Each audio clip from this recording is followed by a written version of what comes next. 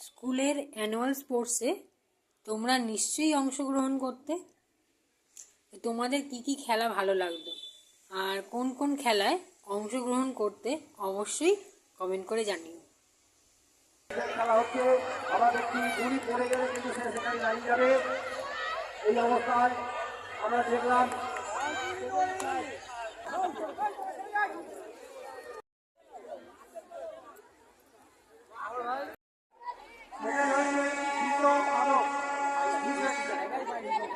আর হয়েছে